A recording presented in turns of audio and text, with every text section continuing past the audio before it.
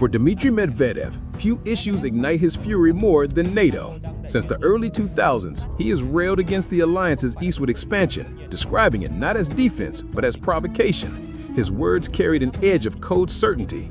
NATO was pushing its military frontier right up to Russia's doorstep. And the facts supported his anger.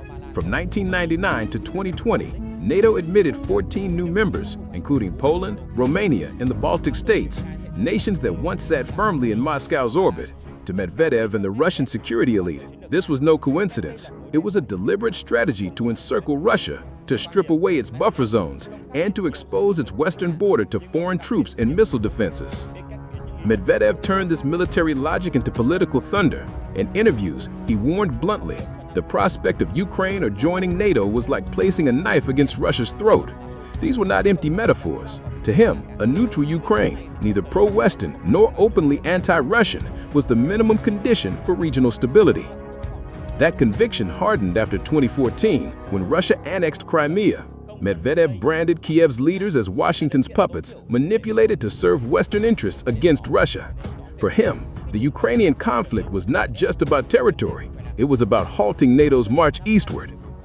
When Moscow launched its so-called special military operation in February 2022, Medvedev stood among the first to frame it as a correction of distorted geopolitics.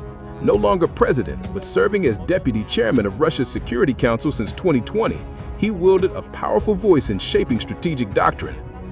In 2023, he shocked the world again, declaring that Russia could use tactical nuclear weapons if its survival were threatened.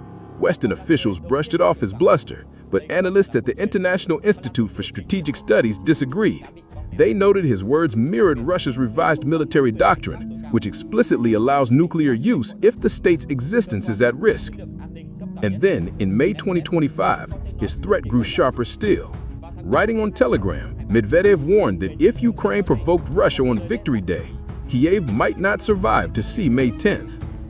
Dismissed by some as a rant, his message carried a darker weight, for Medvedev has shown time and again that his fiercest warnings are rarely hollow. From the battlefields of Georgia to the frozen pipelines of Europe, from disputed islands to NATO's frontiers, his record is one of words followed by action. In a world crowded with empty diplomatic talk, Dmitry Medvedev remains one of the few who says exactly what he means and means